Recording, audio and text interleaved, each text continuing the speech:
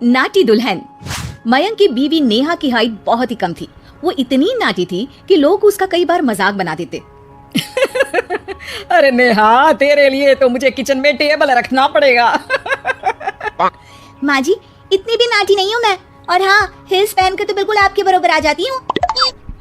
अरे तेरे पापा ने महंगी कार का लालच दे दिया, वरना तो मेरे बेटे के लिए लंबी लंबी लड़कियों की लाइन लगी थी। क्या बताऊं तुझे, कटरीना फैल थी उनके सामने। पर माँ जी, आपका मयंक भी तो हाइट में कौन सा अभिषेक बच्चन की तरह है जो कटरीना मिल जाती। वैसे भी मेरी और इनकी जोड़ी तो राम सीता की जोड़ी है, राम सीता की। एक दिन सभी खाना खा रहे होते हैं, तभी माँ, दाल बहुत अच्छी बनी है, जरा और देना।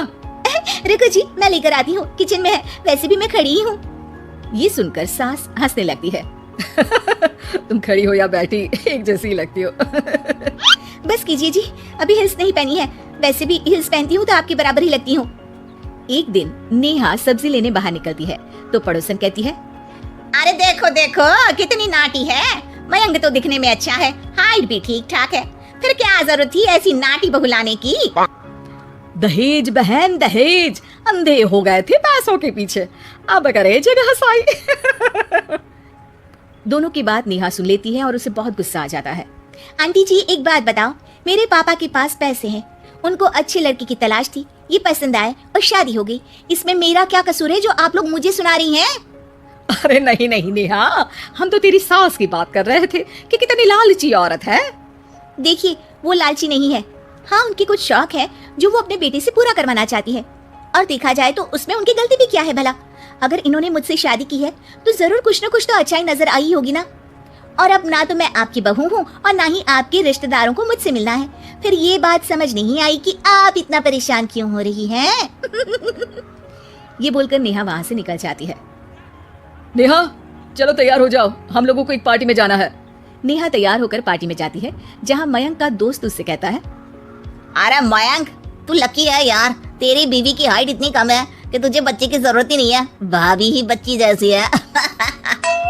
और मयंक, मेरी बीवी इतनी कम हाइट की हो ना तो मैं तो घर से बाहर ही ना निकलूं, कहीं फुदक कर चली गई तो लेने के देने पड़ जाएंगे।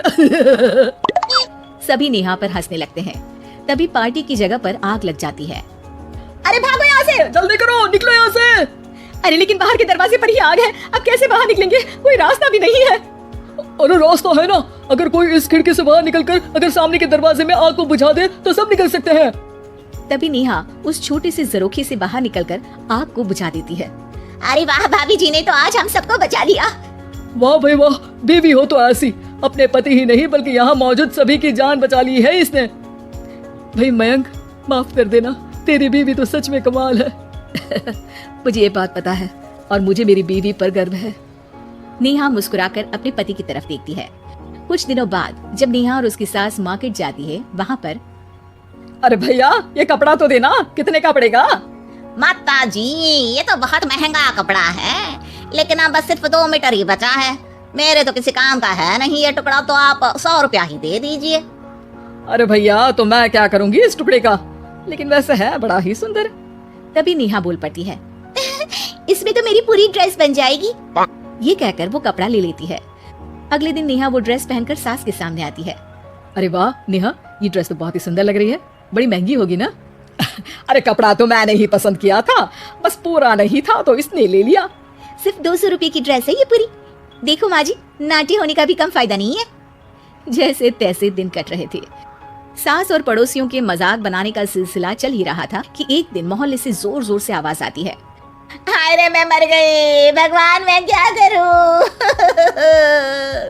अरे क्या हुआ? देखते हैं तो सभी एक हॉल के सामने भीड़ लगाकर खड़े हैं। मेरा बेटा प्रिंस गड्ढे में गिर गया है। पड़ोसन जोर जोर से रोने लगती है कि तभी वहां नेहा आ जाती है। रोइए मत, मैं प्रिंस को लेकर आती हूँ। ये बोलकर नाटी सी पतली सी नेहा गड्ढे में घुसकर बच्चे को बाहर ले आती है। अब क्या था, एक बार फिर नेहा के लिए पूरा मोहल्ला तालियां बजाता है। मुझे माफ कर दो नेहा, मैंने तुम्हारी हाइट का कितना मजाक उड़ाया था। कोई बात नहीं मासी, प्रिंस ठीक है, ये बात है। अब वो दिन आता है जब सास नेहा की तारीफ करती है। वाह बहू वाह, तेरी तारीफें सुन सुनकर तो मैं खुश हो गई। आज तो तूने ये साबित कर दिया कि समाज में इंसान अपने रंग रूप और लंबाई चौड़ाई से नहीं बल्कि साहस और हौसले से काबिल कहलाता है। मुझे माफ कर देना बेटा।